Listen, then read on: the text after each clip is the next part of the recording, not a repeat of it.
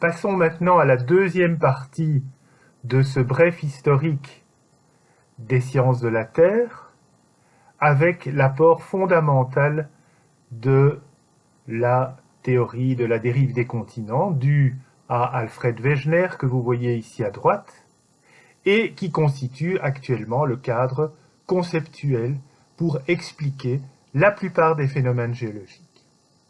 Alors vous voyez aussi d'après les dates que de nombreuses décennies se sont écoulées entre la publication de Wegener, 1915, et l'acceptation de sa théorie, fin des années 1960. Alors Wegener a eu un certain nombre de prédécesseurs. La première allusion à une séparation des continents bordant l'Atlantique est due à Snider-Pellegrini.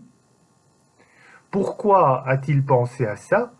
À cause tout simplement de la similitude des côtes d'Afrique et d'Amérique du Sud. Pour Snider-Pellegrini, les continents se sont formés d'un seul côté de la planète lors de son refroidissement et ont migré à leur place actuelle après le déluge.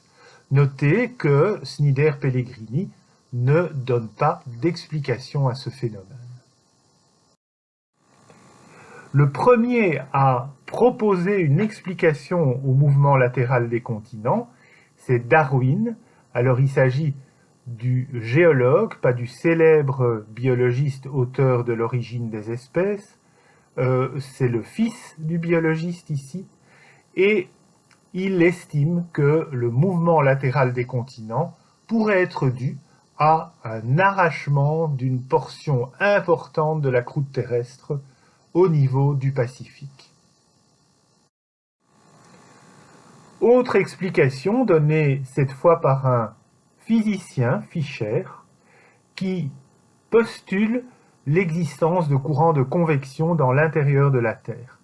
Ces courants seraient ascendants sous les océans et descendants sous les continents et pourraient entraîner ces continents et former donc les moteurs de la dérive des continents. Autre hypothèse pour expliquer cette dérive des continents, Taylor. Pour Taylor, la contraction de la Terre ne suffit pas à expliquer la répartition des montagnes qui sont dessinées ici en noir sur le schéma.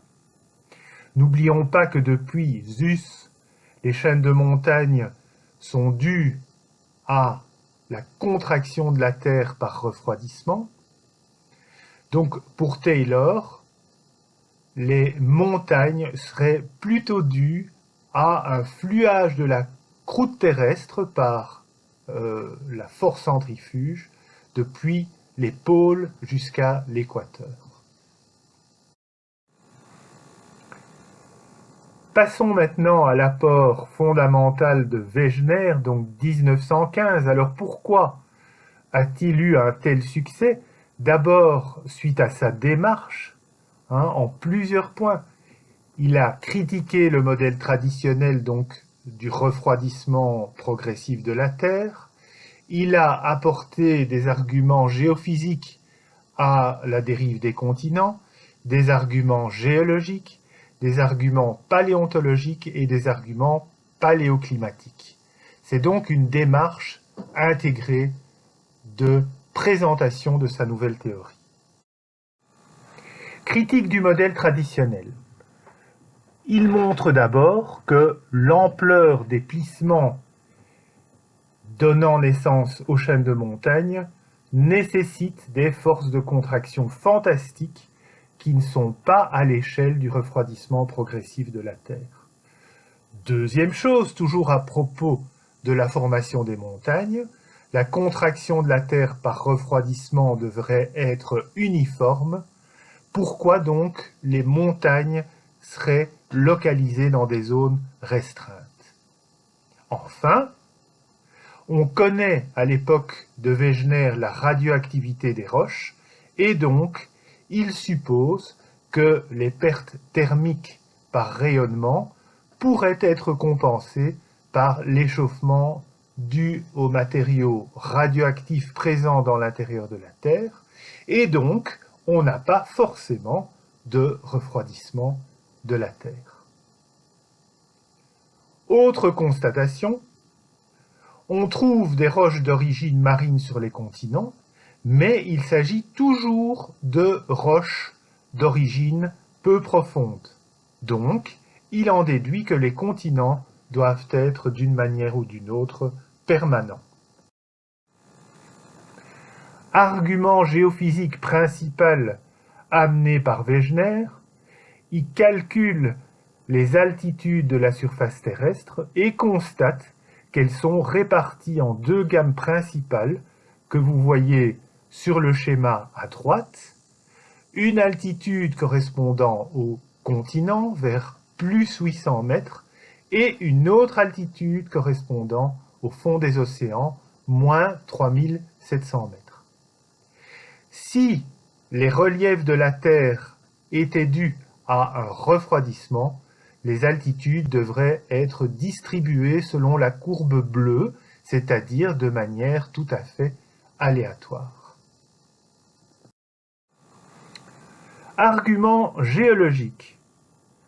En fait, Wegener montre que toute une série de formations géologiques ne sont pas recoupées par la présence de l'Atlantique et se correspondent des deux côtés de l'océan. Par exemple, le vieux plateau de roches métamorphiques africaines qui correspond au plateau du Brésil, la chaîne de montagnes du Cap en Afrique du Sud qui se prolonge en Argentine, et les chaînes de montagnes européennes qui se prolongent en Amérique du Nord.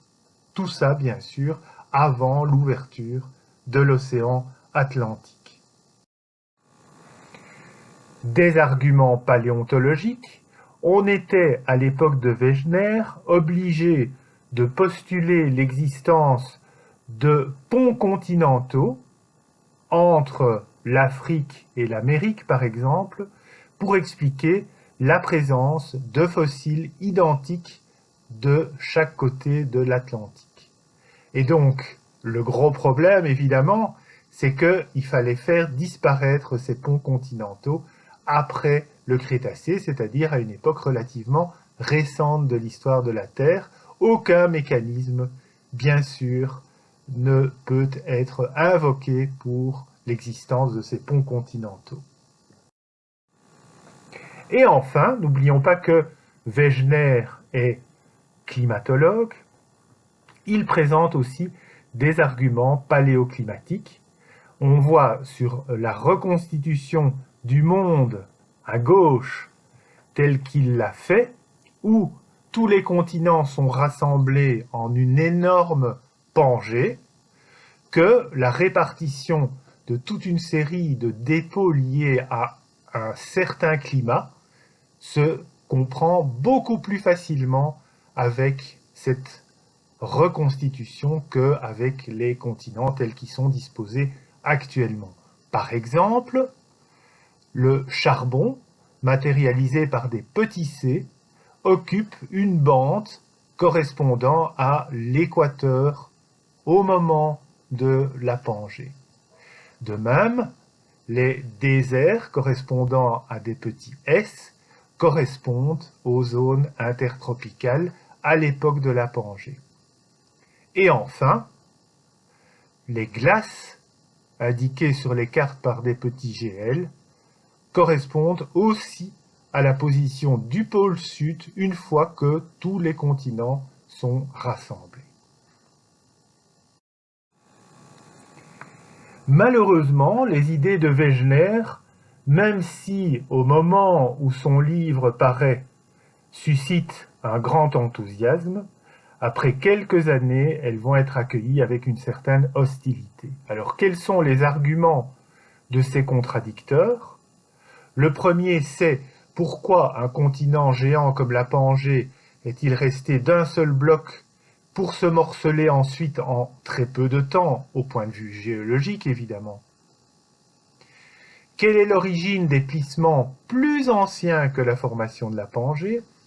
Et enfin, un argument mécanique, comment une sphère assez résistante pour supporter des dénivelés de l'ordre de 10 km, on pense à l'Everest, se laisserait-elle déformer par des forces aussi faibles que les forces de marée?